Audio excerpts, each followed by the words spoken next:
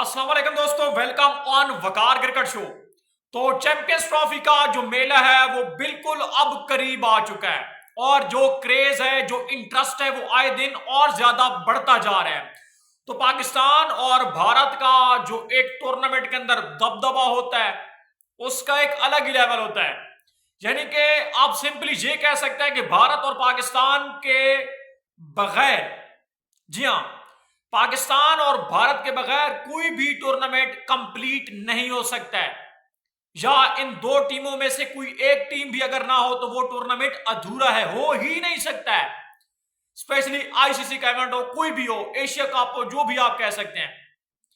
तो भरत जनाब, हम इसमें प्लेइंग 11 ना सिर्फ आपके साथ शेयर करने जा रहे हैं बल्कि कंपैरिजन करेंगे विद इंडिया। मार्क टू यानी कि मैन टू मैन मार्किंग होगी कि भारत का ओपनर, पाकिस्तान का ओपनर, भारत के गेंदबाज, पाकिस्तान के गेंदबाज, तो कौन है तगड़ा। और 23 फरवरी को दुबई के अंदर कौन जनाब मेला लूटने वाला है इस महामुकाबले का। तो पाकिस्तान के जनाब नो डाउट अबाउट फखरे पाकिस्तान, फखर जमान ओपनिंग के लिए आएंगे। जी हाँ, पाकिस्तान के होंगे Fakhar Zaman, big match winner. जी हाँ, बड़े मैच का बड़ा मैच विनर, इस बात में कोई दो राय नहीं है और किसी तारुफ का मोहताज नहीं है फखर जमान। दूसरी तरफ होंगे भारत के रोहित शर्मा।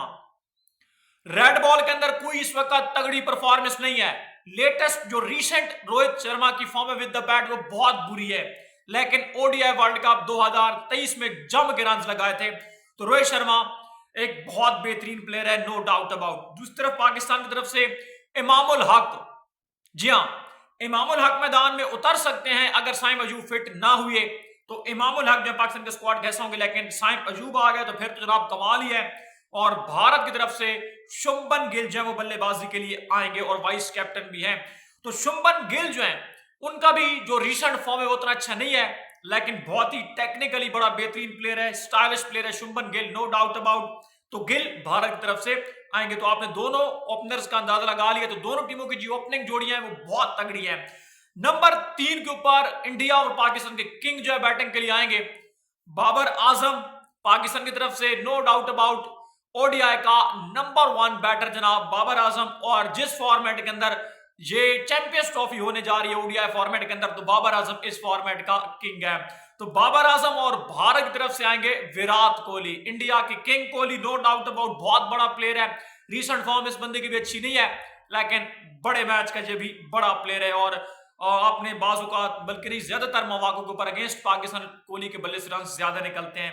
इसके अलावा कामरान गुलाम पाकिस्तान के लिए आएंगे नंबर 4 के ऊपर और भारत की तरफ से आएंगे केएल राहुल। ये भी बड़ा तगड़ा कंपैरिजन है। कामरान गुलाम का एक्सपीरियंस अभी उतना है नहीं, बरल केएल राहुल के बल्ले से अब भी अच्छे रन आ रहे। ऑस्ट्रेलिया में थोड़ा बहुत डोमिनेट किया, तो राहुल होंगे भारत की तरफ से। पाकिस्तान की तरफ से होंगे कप्तान मोहम्मद रिजवान, विकेट कीपर भी हैं। और इंडिया के होंगे ऋषभ पंत। तो यानी कि ऋषभ पंत और रिजवान, तो ऋषभ पंत का भी इस वक्त हल्का फुल्का टच है, लेकिन रिजवान का बहुत तगड़ा टच है इस वक्त, नो डाउट अबाउट। एक्सपीरियंस की बात करते हैं, भारत के पास एक्सपीरियंस बहुत ज्यादा है पाकिस्तान के अगर आप मुकाबले में देखते हैं, लेकिन इस वक्त बात हो रही रिसेंट परफॉर्मेंस की, चाहे आप रेड बॉल की बात करें या व्हाइट बॉल की बात करें, तो रिजवान की जो परफॉर्मेंस है, जो इस वक्त फॉर्म है, वो पंत से अच्छी लगी हुई है। इसके अलावा सलमान अली आगा पाकिस्तान के और हार्दिक पांड्या इंडिया के। पांड्या ने इंटरनेशनल लेवल के ऊपर अब वो स्टार्ट कर रहे हैं अगेंस्ट इंग्लैंड जो है वो ओडीआई और टी20 खेलेंगे। तो व्हाइट बॉल के अंदर उनको आप देखेंगे। बरल आगा जो है वो रेगुलर बेसिस के ऊपर खेल रहे हैं ओडीआई, टी20, टेस्ट मैचेस, तो आगा की भी अच्छी परफॉर्मेंस जो वो जारी है। इसके अलावा अगर बात करें पाकिस्तान की तरफ से आएंगे शादाब खान, जिसके बहुत ज्यादा चांसेस, बहुत ज्यादा इम्कान अब रोशन हो चुके कि शादाब ही नंबर 7 के ऊपर आएंगे। और इसके अलावा रविंदर जडेजा भारत की तरफ से होंगे, बहुत तगड़ा कंपैरिजन है। इस वक्त दोनों की सूरत हाल सेम है, ना जडू उस तरीके से परफॉर्म कर रहा है और ना शादाब की उस तरीके से परफॉर्मेंस है राइट नाउ। इसके अलावा शाहीन पाकिस्तान की तरफ से और भारत के कुलदीप यादव जो है, यानी कि अगर आप शाहीन और वैसे बुमराह का कंपैरिजन नहीं होते आगे आएगा, लेकिन कुलदीप यादव ने फिलहाल कोई मतलब उस तरीके से खेला नहीं है टूर्नामेंट, लेकिन आप वो अगेंस्ट इंग्लैंड आपको इन एक्शन नजर आएगा।